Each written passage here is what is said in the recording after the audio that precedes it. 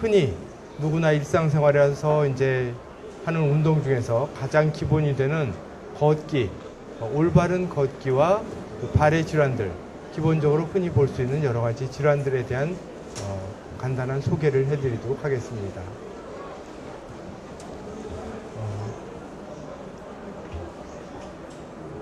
여러분들 요즘에는 여러 곳에 뭐 한강변도 그렇고 집 주변에 공원도 많고 어디서든지 걷는 분들이 아주 많습니다. 그래서 어떻게 걷는 것이 가장 그나마 같은 시간을 운동을 할 적에 특별히 몸에 해가 되지 않으면서 건강을 유지하고 발전시키는 데 도움이 될까?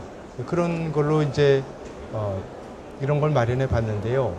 걷는 것은 뭐 누구나 제일 알 수 있듯이 두 발만 있고 신발만 있으면 어디서나 할 수 있는 운동이고 비만 예방과 체중 감소, 항상 요즘에 비만 많이 나오는데 그런데 아주 좋고 운동을 한다는 것 자체가 여러분의 정신 건강을 위해서도 아주 좋은 일이라고 생각을 합니다.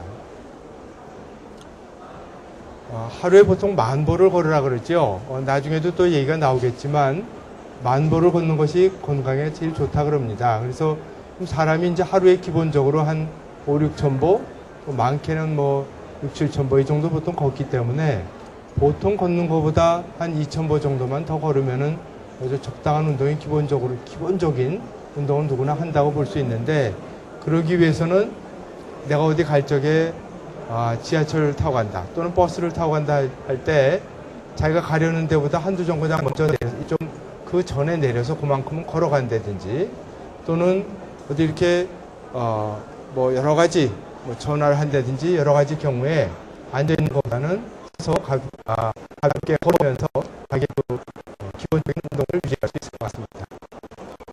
모든 운동이나 마찬가지로 스트레칭을 하고 준비 운동을 하는 것이 중요하고, 갑자기 운동을 안 하는 분이 운동을 하게 되면 여러 번 물릴 수 있기 때문에 점차적으로 늘려가는 것이 좋습니다. 저는 또 발목이 아픈 분들을 주로 보는데 그 중에는 아프기 때문에 잘 못 걷는 분들이 많습니다. 사람이 뭐 걷는 거 못 걸을까 그러지만은 아프기 때문에 못 걷고 또 걸으면은 더 문제가 생길까봐 자기가 의도적으로 자꾸 안 걷는 분들이 있으세요. 근데 걷는 게 제일 중요하다는 거고, 또 이 너무나 당연한 사실을 알면서도 잘 안 걷게 되는데 누구든지 조금씩 규칙적으로 매일 걸어주는 게 제일 중요합니다. 걷기 전에 스트레칭을 하는 게 중요하죠. 누구나 스트레칭을 합니다. 그래서 제가 뭐 책도 있고 여러 가지 좋은 사진들이 많이 있는데 그 중에서도 이제 여기 어디 있는 다른 분 사진인데 좋은 것 같아서 이 사진들을 해봤습니다. 이렇게 걸을 적에 걷기 전에 제일 기본적으로 중요한 것이 스트레칭을 하는 건데, 그 중에서도 아킬레스 힘줄을 스트레칭 시키는 것이 좋습니다. 아킬레스 힘줄이라는 거는 발목 뒤쪽에 이렇게 누구나 자기 만져보면은 발목 뒤쪽에 굵은 힘줄이 만져지죠. 여기에 우리 몸에서 제일 크고 중요한 아킬레스 힘줄이라는 겁니다. 그래서 아킬레스 힘줄을 스트레칭을 하는데 그 방법은 이렇게 벽에다 대고서 지그시 몸으로 눌러주는 거죠. 그래서 한 번은 무릎을 펴고 하고 한 번은 무릎을 굽힌 자세에서 스트레칭을 하는 게 좋습니다. 이 종아리 부분에 있는 아킬레스 힘줄이라는 것이 근육이 한 가지가 아니고 세 가지 근육이 이루어져 있습니다. 세 가지 근육으로. 그래서 무릎을 한 번은 굽히고 스트레칭을 하고 한 번은 펴고 스트레칭을 하는 것이 좋습니다. 우리가 스트레칭을 하라 그러면은 이제 이거는 환자분한테도 똑같이 얘기를 합니다. 발이 아픈 분들은 누구나 아킬레스 스트레칭이 중요하고, 물론 어떤 운동을 하든지 운동을 하기 전에 아킬레스 스트레칭을 하는 것이 중요한데, 어느 스트레칭이든지 스트레칭을 하라 그러니까 가령 이분이 벽에다 대고 이걸 미는데 너무 세게 하면은 스트레칭도 좋지만 발목이 도로 아파질 수가 있어요. 그래서 무슨 운동이든지 스트레칭을 하든지 적당하게 당겨진다, 이 정도까지 스트레칭 하는 게 좋지, 이건 많이 하면 무조건 세게 누를수록 좋은가 보다 해가지고 너무 세게 스트레칭을 하면 그게 도로 아픈 원인이 될 수도 있습니다. 그래서 스트레칭을 할 때는 적당히, 뒤가 좀 상당히 지그시 당겨진다. 이 정도 느낌이 들 때까지 스트레칭을 하는 게 적절하다고 하면 되겠습니다. 다음에는 아까는 그런 식으로 이제 아킬레스를 스트레칭을 했는데 계단 같은 데 서가지고 몸으로 이렇게 뒤를 늘려주는 이런 방법이 또 좋습니다. 아까하고 좀 다르죠? 같은 아킬레스 힘줄을 스트레칭 하는데 이와 같이 스트레칭을 하는 방법이 있고 이런 식으로 계단에 서서 몸으로 눌러주는 방법이 있는데 두 가지의 역할이 다릅니다. 그래서 한 번은 맨 땅에서 이런 식으로 스트레칭을 해주시고 또 한 번은 이런 식으로 스트레칭을 해주는 것이 좋습니다. 그래서 이렇게 스트레칭을 할 때는 앞에 손으로 뭔가 이렇게 의지하고 하는 것이 좋겠죠. 안 그러면 떨어지니까요. 그러니까 이거는 걷기 운동을 하든지 무슨 운동을 하든지 운동을 하기 전에는 이런 스트레칭을 하는 것이 좋고 특히 발바닥이 아프고 발의 모든 질환에 제일 기본적으로 중요한 것이 스트레칭인데 이런 스트레칭은 조금 더 이제 힘이 들고 이런 스트레칭이 제일 기본적으로 할 수 있는 거고 여기서 더 나아가서는 여기까지 해주시면 더 좋겠습니다. 일단은 걷는 거가 별 운동이 아닌 것 같지만은 연세가 많으신 분, 또 운동을 전혀 안 해둔 분, 또 체중이 아주 많이 나가는 분, 담배를 많이 피우시는 분, 또 중병을 앓고 난 다음에 이런 경우에는 걷는 것도 갑자기 무리하게 걸으면은 병을 악화시킬 수가 있습니다. 그래서 쉬운 것 같지만 내 몸에 무리가 된다고 생각하면 걷는 것조차도 주의하는 것이 좋겠습니다. 어느 운동이든지 걷는 거든지 뛰는 거든지 아침에 일어나서 내가 맥박을 재봤는데 평소에 맥박이 70번이 맥박인데 어저께 운동을 많이 하고 났더니 오늘 아침 맥박을 재봤더니 90번이 맥박이 뜁니다. 그러면 기본적으로 내가 몸이 지금 피곤한 상태구나. 오늘은 좀 쉬든지 운동을 줄여서 해야 되겠다. 이렇게 생각하시면 기본적으로 건강하게 운동을 하는데 좋습니다. 운동은 몸에 건강하려고 하는데 운동이 무리돼가지고 건강을 해치는 분도 많이 있습니다. 뛰는 경우에 특히 그렇죠. 걷기도 그럴 수 있습니다. 그래서 아침에 맥박을 재서 평소보다 많이 올라가면은 이거는 내가 운동이 지금 무리구나. 오늘은 내 몸이 너무 피곤하구나. 이런 생각을 하시고 운동을 조절하는 것이 좋습니다. 물론 특히 여름에는 물을 더 많이 잘 드시는 게 좋겠고 전에 이제 우리가 속옷을 입으면은 면이 좋다.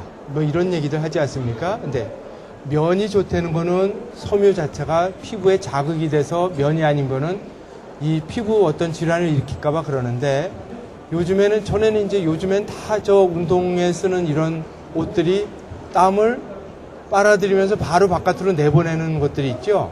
그런 게 제일 좋습니다. 면은 그 섬유 자체가 피부에 자극이 없기 때문에 좋기는 하지만은 땀이 마르지가 않지 않습니까? 축축하니까 운동하다 잠깐 쉬면은 바람 불면은 감기 들죠. 그래서 그런 것보다는 여러 가지 요즘에 기능성으로 나오는 그런 옷들이 더 좋습니다. 땀이 나면서 흡수하면서 바로 마르게 하는 거 이런 섬유들이 더 좋습니다. 오늘 건강 세미나라 그러고 이런 얘기들을 자꾸 드리니까 이게 이상할지 모르지만 걷기가 제일 기본입니다. 모든 건강의 제일 기본이고 누구에게나 필요한 것 같아서 오늘 이런 얘기를 먼저 꺼내고 있습니다. 어두울 때는 반사되는 옷을 입는 것이 좋습니다.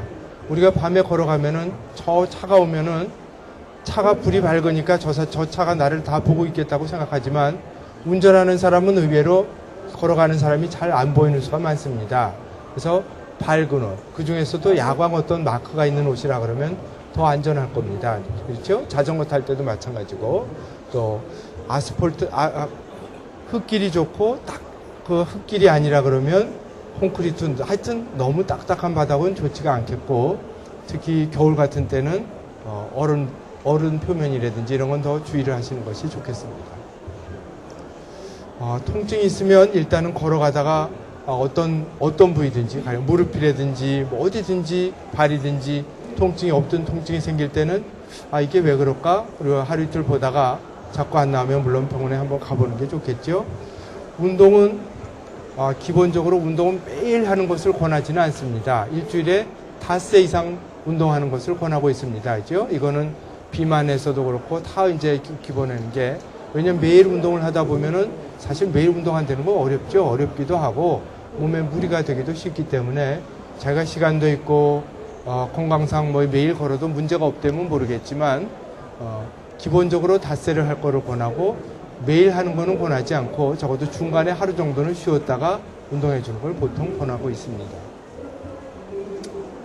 내가 걸어갑니다. 그러면은 사람에 따라서 심장이 더 튼튼한 사람도 있고 어떤 분은 심폐기능이 나쁘기도 하죠. 어떤 게 적당한 걷기냐, 어떤 게 적당한 빠르기냐. 그러니까 뛸 적에도 어떤 정도로 뛰는 것이 내 몸에 좋을까. 이럴 때 제일 그게 너무 숨이 차게는 하지 말라는 겁니다. 물론 내가 무슨 시합에 나가서 또는 기록을 잴 때는 잠시 그럴 수는 있겠지만은 일반적으로는 너무 빨리 뛰어서 옆 사람하고 얘기도 막 숨이 헉헉 차가지고 옆 사람하고 말을 못할 정도가 되면 그거는 몸에 무리가 가는 겁니다. 그래서 그거는 건강을 좋게 하기보다는 오히려 해치는 쪽이라고 생각하면 되고, 땀이 약간 날 정도고 옆에 있는 사람하고 숨이 조금 힘들지만은 그래도 얘기하는데 무리가 전혀 없는 정도. 저는 여러분들 등산을 가더라도 되게 등산 갈 때 사람들이 주위 사람들하고 얘기하면서 가지 않습니까? 그죠? 너무 숨이 차면 얘기할 겨를이 없어요. 자기 몸이 너무 힘들어서. 그럴 때는 한편은 운동이 되지만 그 몸에 오히려 해가 된다고 생각하면 됩니다. 그래서 힘은 약간은 숨찰지 모르지만 그래도 대화를 나누는 데는 문제가 없고, 땀이 막 약간은 뭐 꼭 땀이 뻘뻘 나지 않더라도 약간 땀이 촉촉하게 젖는 정도, 그 정도를 보통 좋다 그럽니다. 그리고 최대 심박수의 60% 정도. 내가 할 수 있는 대로 다 힘껏 운동하는 것보다는 적당한 운동이 몸에 더 좋다는 것을 계속 얘기를 하고 있는 겁니다. 그래서 자기 나이에서 220에서 자기 나이를 빼면은 그게 최대 심박수입니다. 나이가 60인 분은 220에서 60을 빼면은 160번이 최대 심박수입니다. 내가 힘껏 운동을 할 때 160번, 100 가까이 이제 심박수가 올라가면 그게 최대 심박수죠. 그러면 잘못하면 어떤 일이 생길 수도 있죠. 그래서 그거의 60%를 한다. 그럼 나이가 60인 분은 사람에 따라서 차이는 있지만 기본적으로 심박수가 100번 정도, 100회 정도 되게 운동을 하는 것이 건강에 좋다고 얘기를 하고 있습니다. 그래서 시속 5, 6km로 1시간 걷는다. 시속 5, 6km면은 걷는 것 중에서 조금 빠른 정도입니다. 나이가 젊고 몸이 건강하신 분은 좀 더 빨리 걸을 수도 있고 6, 7km. 또 좀 몸이 피곤하고 그런 분은 좀 더 느린 속도로 해서 걸어가서 1시간 정도 걸어가면은 약 300kcal가 소모되고 한 달에 체중이 1kg 정도 감량할 수 있다고 합니다. 걸을 때는 어떤 자세가 좋으냐? 이제 이거는 뭐 걸음걸이를 뭐 걸음마 배우는 것도 아닌데 누가 모르겠습니까? 다 알지만은 그래도 걸을 때는 이런 자세가 좋다 하는 기본적인 게 있습니다. 그래서 다 자기 나름대로 걸음걸이는 다 다르지만은 참고로 걸으실 때 이런 걸 한 번쯤 생각을 해보시면 좋겠습니다. 그래서 걸을 땐 당연히 뒤꿈치부터 닿아서 이렇게 차고 나가는 것이 당연히 누구나 당연한 걸음걸이입니다.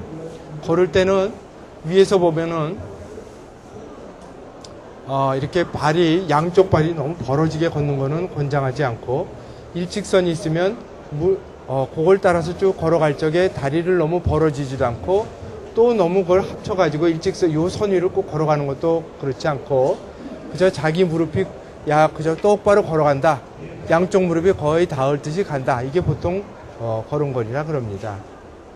그리고 그 다음에 이제 사람 따라서는 팔꿈치를 이렇게 많이 이런 걸음걸이 이런 여러 가지가 있겠지만은 팔을 그저 자연스럽게 90도 정도 굽혀갖고 가는 것이 좋다 그러고 또 북한 병사 걸어가듯이 옆으로 막 팔을 흔들고 가는 게 뭐 이런 거 자연스럽지도 뭐든지 자연스러운 게 좋습니다. 걷는 데 있어서 이상하게 걷는 거는 그렇게 권장하고 있지 않습니다.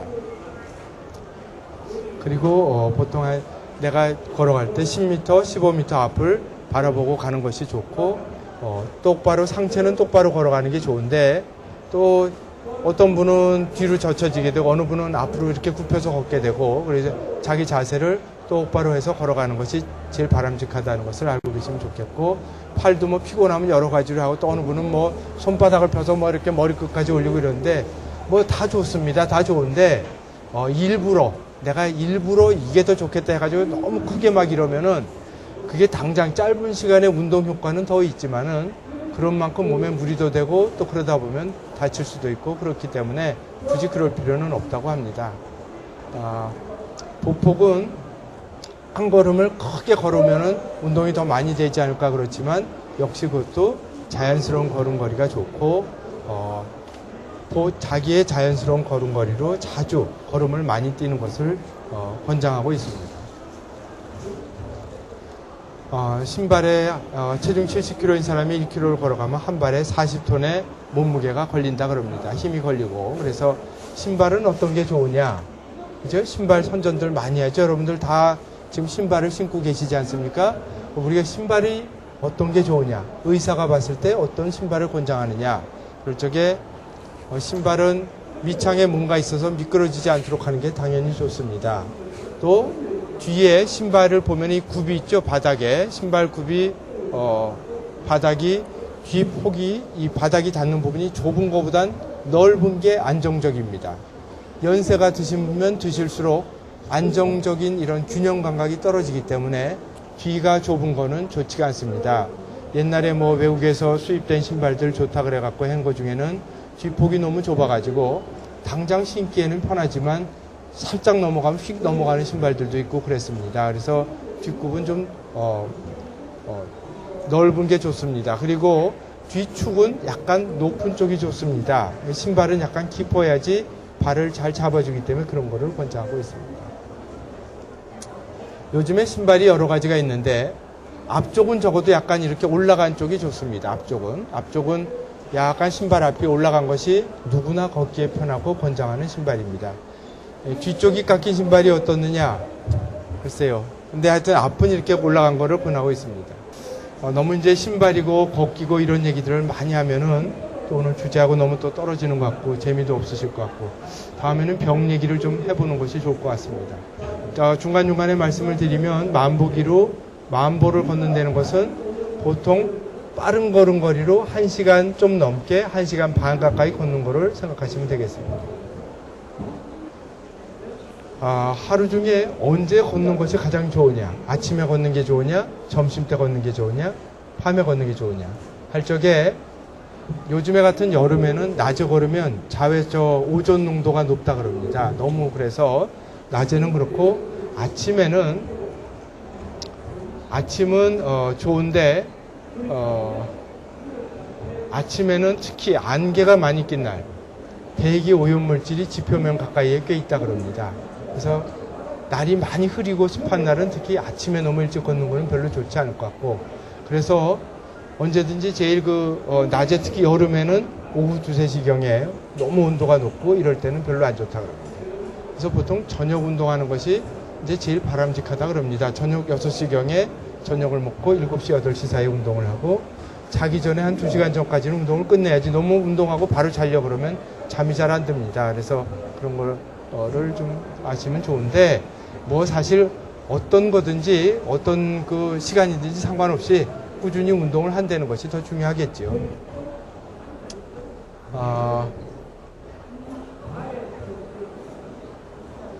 이제 병 얘기를 해보겠습니다. 발에는 병이 어떤 것들이 있느냐? 제가 보는 환자 중에서 제일 많은 분이 뒤꿈치 바닥 아픈 분입니다. 근데 뭐 사람이 걸어 다니는데, 아까 어느 분이 오늘도 오전에 환자를 봤는데 어느 분이 그러세요. 어느 병원에 갔더니 의사가 동물은 4발로 걸어 다니고 사람은 2발로 걸어 다니니까 발바닥 아픈 것이 당연합니다. 그런다 그래요. 저도 들어보니까 그게 참 좋은 표현이구나 해서 또 말씀을 드리는데, 4발로 걸어 다니면 좀 아무래도 체중이 분산돼서 덜 할 것 같고, 사람은 잘 아플 것 같고, 뭐 걸어 다니다 보면 발바닥 아픈 게 자연스러운 현상일 것 같기도 합니다. 그래서 그 중에서 뒤꿈치 중에서 제일 많이 아픈 거를 우리가 병을 댈 적에 족저근막염이라는 병명을 붙입니다. 족저근막염 그러면 병명이 굉장히 어렵습니다. 족저 발바닥에 근막 어떤 근육의 막 힘줄이 있어가지고 그게 아프다 그런 뜻입니다. 그래서 발을 이렇게 엄지발가락을 젖혀보면 발가락에 팽팽하게 힘줄이 생기죠. 그래서 그게 아픈 거를 족저근막염이라 그러는데 그 힘줄이 붙어 있는 데가 뒤꿈치이기 때문에 거기가 흔히 아픈 거를 족저근막염이라 그럽니다. 체중이 많아지고 나이가 또 드신 분들일수록 이런 병이 잘 생깁니다.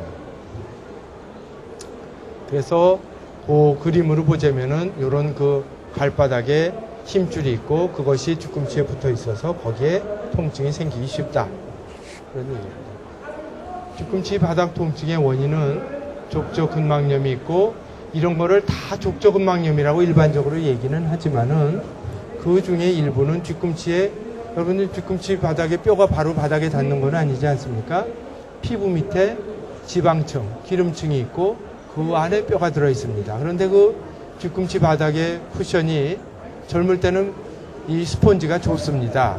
근데 나이가 들고 또 어느 분 또 사람에 따라서는 똑같이 살은 있는데 눌러보면 쑥 들어가서 바로 뼈가 닿습니다. 여러분들 뒤꿈치를 자기 눌러보면은 꾹 눌러야지 세게 눌러야지 뼈가 닿는데 어느 분은 별로 안 눌러도 뼈가 쑥쑥 닿아요. 그럼 그분은 충격이 바로 가기 때문에 자연히 뒤꿈치가 더 아프기 쉽습니다. 또 어느 분은 신경이 눌려서 그런 분도 있고 전신적으로 류마티스 관절염이라든지 이런 것 때문에 뒤꿈치 바닥이 아픈 분도 있습니다. 보통 증세는 어떠냐면은 아침에 일어나서 처음 디딜 때 또 가만히 앉아 있다가 처음 디딜 적에 뒤꿈치가 아픈 경우가 제일 많습니다. 또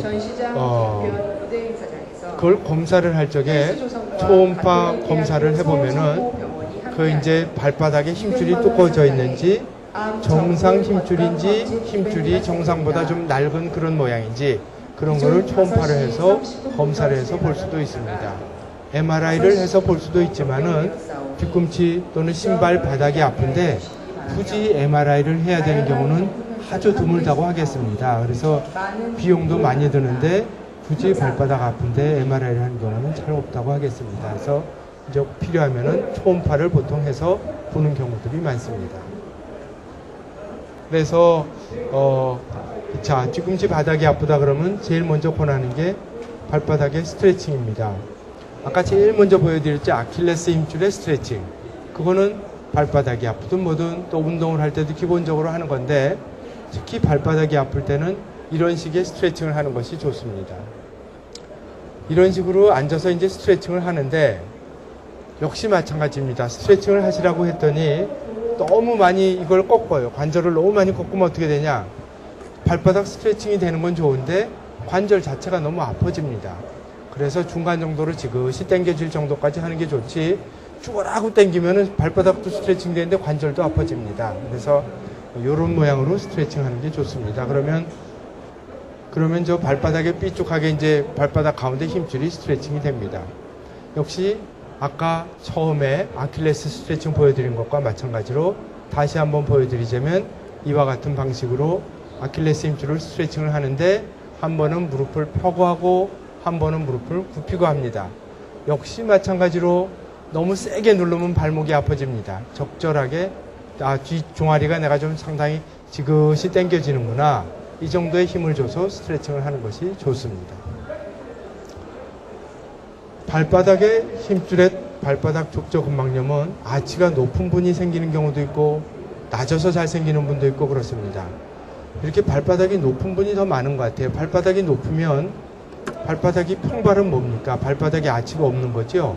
근데 거꾸로 아치가 높으면은 바닥에 닿는 면적 자체가 좁습니다. 발바닥에. 그러다 보니까 디디고 다니면 좁은 부분에 체중이 걸리기 때문에 발바닥이 더 아프기 쉽습니다. 또 마찬가지 또 평발이 되면은 닿는 면적은 넓지만은 발바닥이 너무 이렇게 힘줄이 쭉쭉 당겨집니다. 너무 늘어나서. 그래서 또 아플 수 있습니다.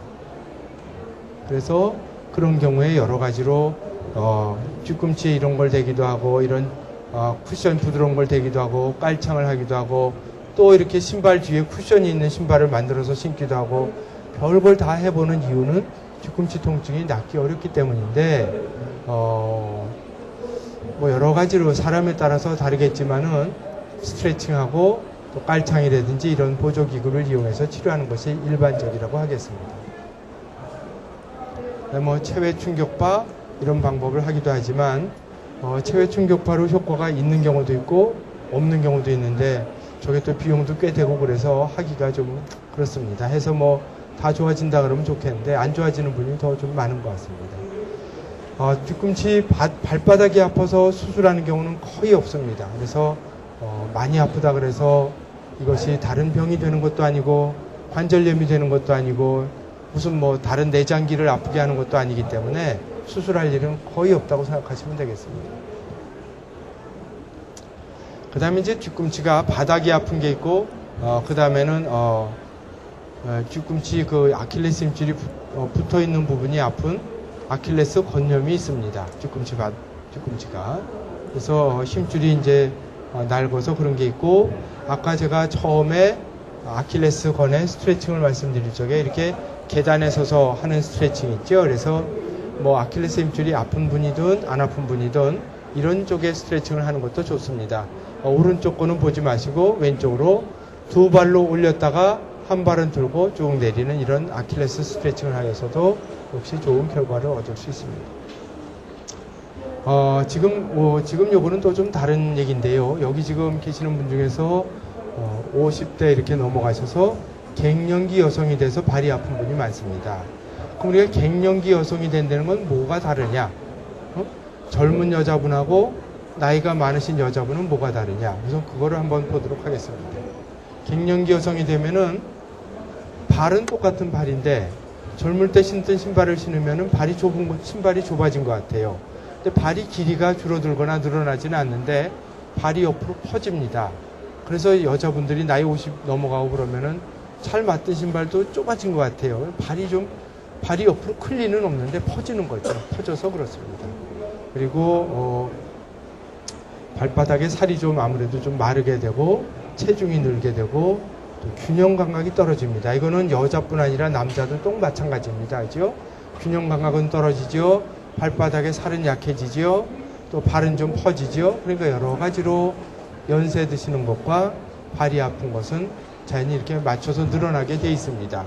힘줄이 자연히 또 아무래도 좀 낡아서 문제가 될 수 있고 뼈도 좀 약해질 수 있고 또 전신에 다른 질환이 같이 생기는 경우가 많이 있습니다. 발이 넓어지면은 여기 보면 이 신발에 이 발이 들어갈까 싶지만은 되게 보면 또 들어가죠. 또 들어가서 신발이니까 자연히 발이 좀 아플 수가 있겠죠. 그래서 이제 발이 넓어지면은 문제가 생기는 게 안 눌리던 부위들이 눌리게 되니까 엄지가 이제 눌리게 되고 그걸 무지외반증이라는 병명을 붙이는데 흔히 많이 보는 거죠. 또 5번째 발가락에 그게 생기는 병이 있고 발가락에 여기저기 티눈이 생기게 되죠. 여러 가지 이제 발이 이렇게 틀어지는 거죠, 이런 게. 이렇게 틀어지면은 저게 틀어지는 게 다 병이라고 할 수가 없습니다.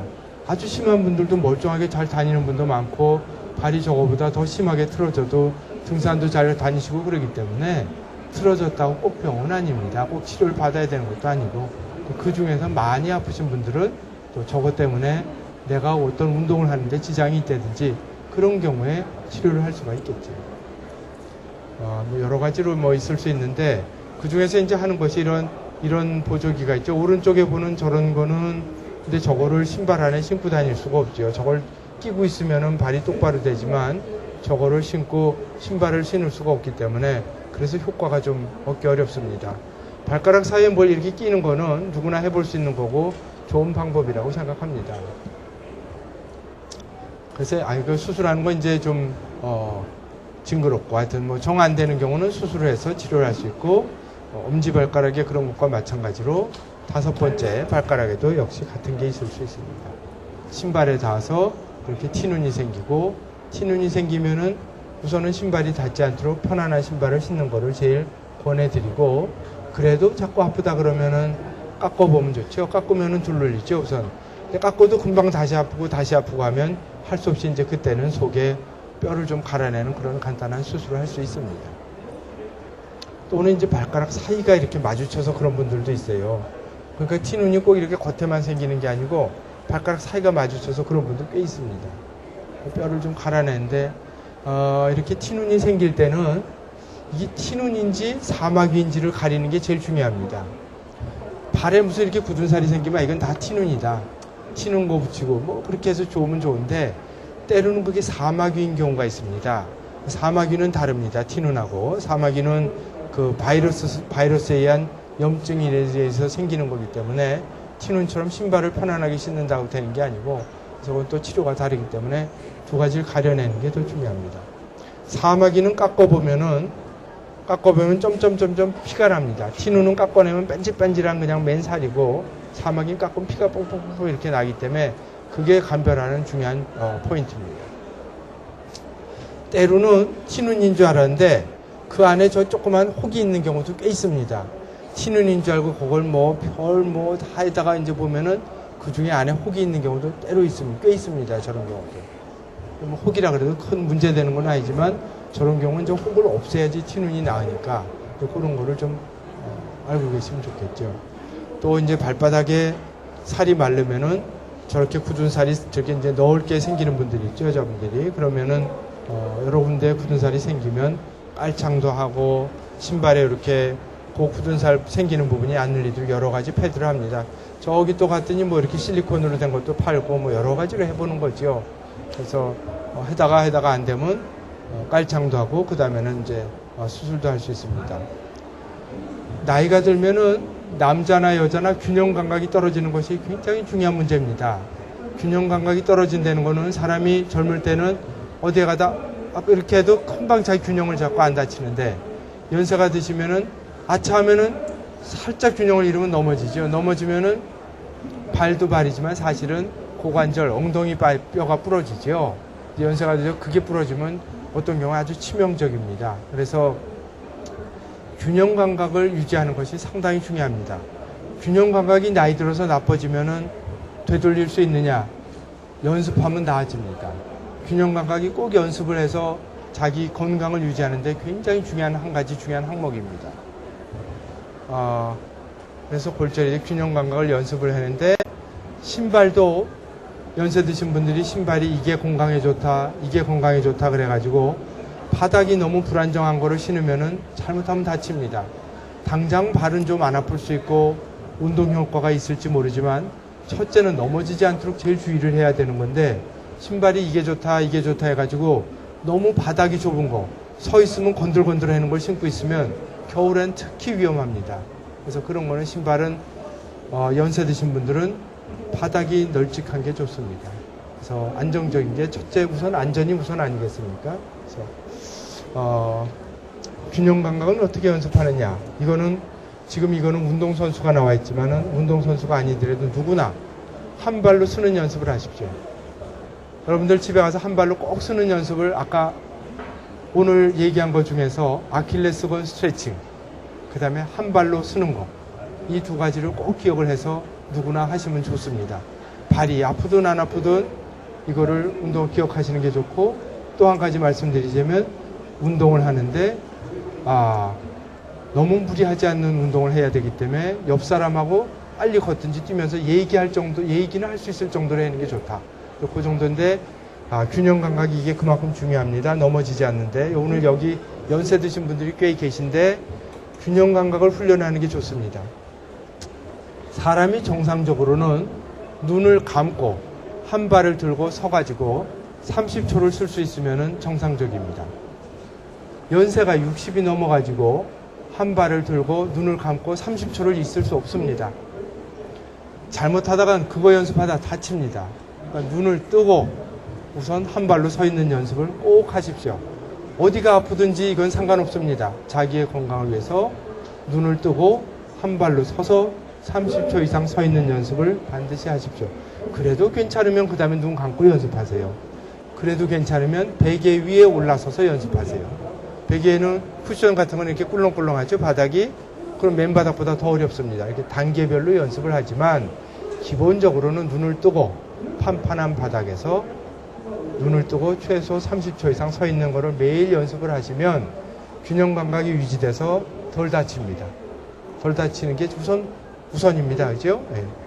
그래서 이렇게 이렇게 저런 꿀렁꿀렁한 판 위에서 연습을 하는 것도 좋지만 그보다 일반적으로 할 수 있는 거는 베개 같은 거, 또 집에 쿠션 같은 거, 얇은 쿠션 이런 데 올라서서 연습을 할 수 있으면 더 좋지요. 그래서 자기의 균형 감각을 유지해 주는 게 아주 건강에 중요하고 다치지 않는 중요한 방법입니다. 그래서 아주 중요한 겁니다.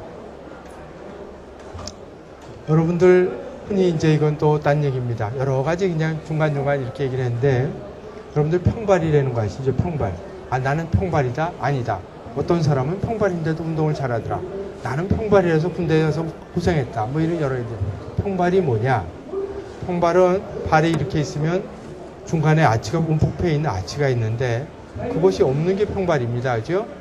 근데 평발은 아무리 평발인 사람도 대부분은 앉아서 이렇게 보면 아치가 다 있습니다. 서서 있을 때 아치가 있느냐 없느냐 이게 평발이냐 아니냐지 가만히 앉아서 난 평발 아니다. 난 평발이다. 이런 말 할 게 없습니다. 그죠? 그래서 서서 아치가 없어지는 게 평발인데 평발이 되면은 아치가 없는 것도 문제지만 평발의 문제는 뒤꿈치가 저렇게 바깥으로 휩니다. 평발의 문제는.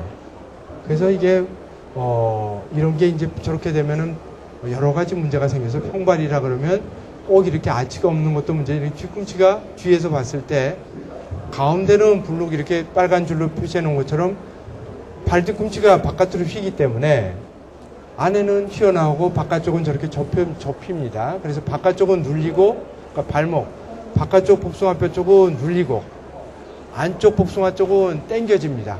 그래서 이게 평발이 병을 일으키는 원인이 되는 거고 이렇게 해서 아 우리 집 애가 평발인가?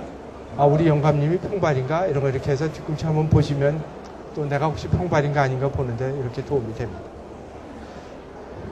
평발이 되면 엑스레이로 보면은 오른쪽 발이 정상이라 그러면 왼쪽 발은 평발의 엑스레이입니다. 뭔가 다르죠? 뭐가 다르냐? 그래서 이제 이거를 이렇게 그림을 그려보면 확 다르죠? 크게 발은 서 있을 때 엑스레이를 찍어보면 삼각형이 됩니다. 이렇게 삼각형이 되는데 평발은 중간에가 푹 이렇게 주지 않습니다. 그래서 왼쪽에 있는 사진은 평발이고 오른쪽에 있는 사진은 정상인의 발이고 그렇습니다. 그래서 평발이 이제 어떤 애 평발이 되면 아까도 말씀을 드렸지만 뒤꿈치가 바깥으로 돌아가고 그게 이제 여러 가지 아픈 원인 또 운동의 장애를 일으키는 원인이 됩니다. 그래서 신발을 신으면은 여러분들 신발 자기들 다 생각해 보세요. 신발 신으면 어디가 먼저 닳습니까? 뒤축 중에서 바깥쪽 뒤쪽이 먼저 닳습니다. 정상입니다.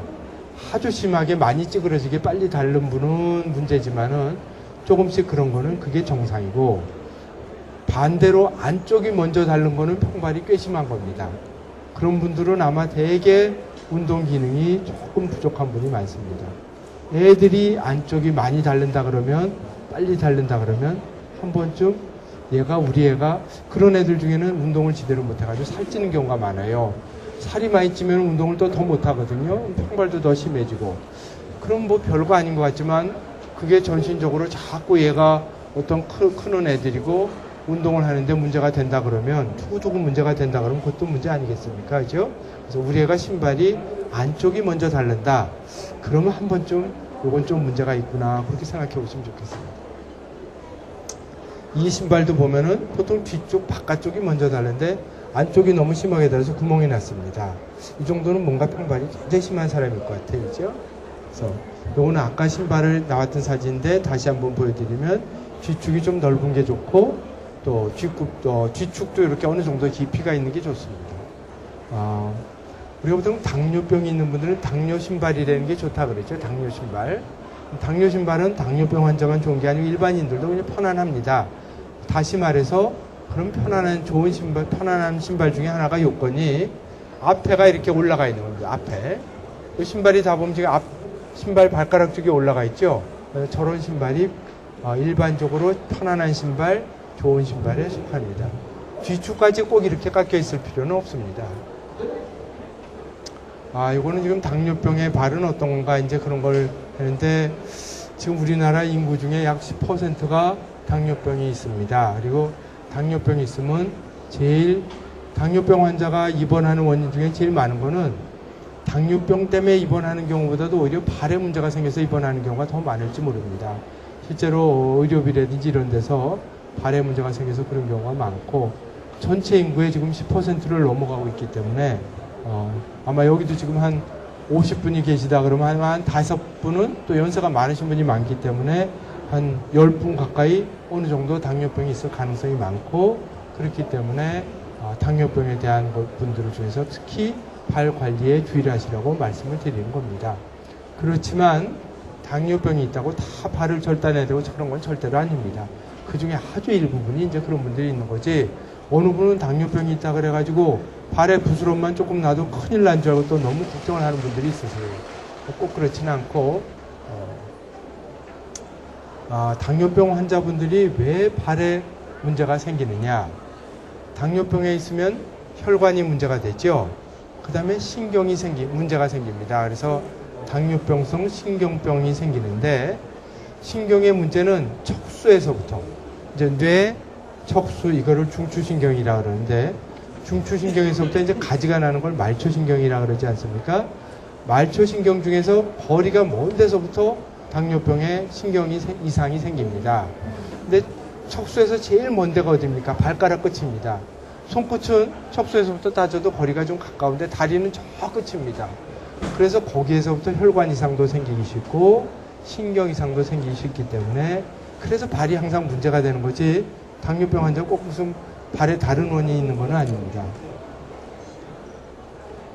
그래서 감각이 떨어지기 때문에 문제가 생기고 혈관 이상이 생겨서 문제이기 때문에, 감각이, 보통 사람은 발에 모래가, 신발 안에 여러분 요만 조그만 모래, 좀 작은 알갱이가 들어가 있어도 누구나 다 불편한 걸 느낍니다. 내가 그거는 감각이 정상이기 때문에 그런데, 감각이 정상이 아니면 못에 찔려도 모르고 다닙니다. 당뇨병에서 감각이 저하된 분들은 대개 이상이 있는 걸 어떻게 하느냐. 1시간, 2시간 걷고 났더니 와서 양말을 벗으려고 봤더니 양말이 축축하게 쳐져 있어요.